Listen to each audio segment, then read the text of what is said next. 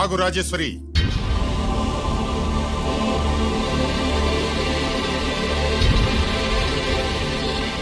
నా ప్రశ్నలకి సమాధానం చెబితేనే ఈ రోజు వాడు అన్నం తినాలి. ఎలా కనపడుతున్నాను మీకు?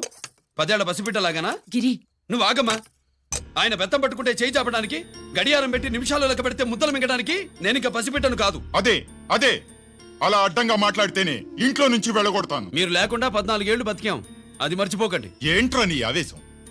జనాన్ని పోగేసుకెళ్ళి అరుంధతి ఫెర్టిలైజర్స్ ని ఎందుకు తగలబెట్టావరా? పాపారావుని తగలబెట్టడం బాగోదు గనుక.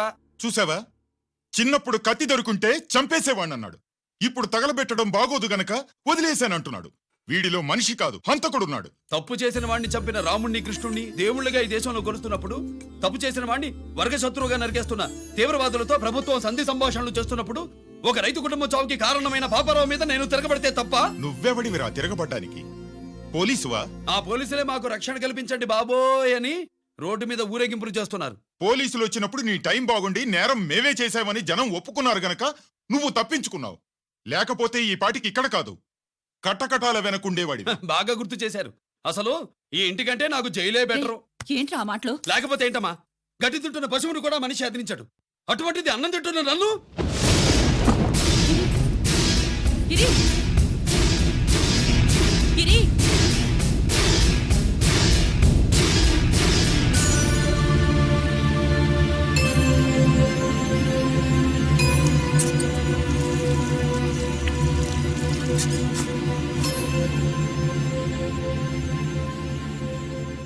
నన్ను ప్రేమించడం మానేయండి, ఊరుకుంటా. ద్వేషిస్తే సహించదు. గిరి,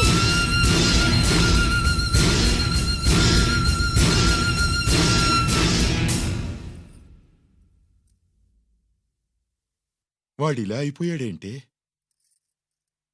వాడన్న మాటలు ప్రశాంతంగా కూర్చుని ఆలోచించండి, మీకే తెలుస్తుంది. రే కోటిగా, ఆ తగలబెట్టిన వాడి పేరేమిటి? ఆడి పేరు గిరి నాన్న. మన బ్యాంక్ చైర్మన్ ఎన్కౌంటర్ లో చంపాడే ఏసీపీ రంజిత్ కుమార్, వాడి తమ్ముడీడు. Thank you. ఏమండి, మన రంజిత్ అండి. మనం డబ్బు డిపాజిట్ చేసుకున్న బ్యాంకు బోర్డు తిప్పేస్తే ప్రభుత్వం పట్టించుకోలేదు. మన బతుకులు వీధులు పడితే మన గోడు వినిపించుకోలేదు. అలాంటి పరిస్థితుల్లో బ్యాంక్ చైర్మన్ అక్రమంగా దాచుకున్న లంచం డబ్బుని మనందరికీ సమానంగా పంచిచ్చిన ఆఫీసరు శ్రీ రంజిత్ కుమార్ గారు. ఆయనకు చేతులెత్తి నమస్కరిస్తున్నాను. రంజిత్ కుమార్ గారి లాగా అందరూ తమ బాధ్యతని గుర్తించి సక్రమంగా నిర్వహిస్తే మన దేశం ఎంతో పురోభివృద్ధిని సాధిస్తుంది. జీతాలు తీసుకోవటమే మన డ్యూటీ అనుకునే వాళ్ళు కోకొలలుగా ఉన్న ఈ రోజుల్లో తన డ్యూటీని సక్రమంగా నిర్వహించిన నిజమైన ఆఫీసరు మన రంజిత్ కుమార్ గారు. ఆయన చేసిన ఈ సహాయం అంధకారంలో ఉన్న ఎన్నో కుటుంబాల్లో వెలుగు నింపింది. ఇప్పుడు వాలంటీర్ స్వాతి మాట్లాడతారు. మామూలుగా ప్రజల కోసం రిస్క్ చేసిన ఆఫీసర్స్ ని ప్రభుత్వం ప్రమోషన్ ఇచ్చి సత్కరిస్తుంది. కానీ ఇప్పుడు వేరేలా సత్కరించడం జరిగింది. ప్రమోషన్తో కాదు, ట్రాన్స్ఫర్తో. బట్ ఈ నగర ప్రజలు మాత్రం ఏసీపీ గారిని ఈ మెడల్తో సత్కరిస్తున్నారు. ఇది గవర్నర్ గారి మెడల్ కన్నా, ప్రెసిడెంట్ మెడల్ కన్నా గొప్పదని నా ఉద్దేశం.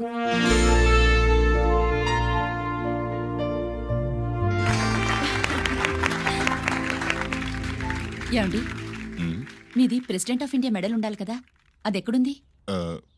అది లేదు రాజేశ్వరి. ఏమైందండి? పోయింది, పోగొట్టుకున్నాను. అదేమిటండి అంత విలువైన మెడలు? పోయిందని చెప్తున్నాను కదా, విసిగించకు.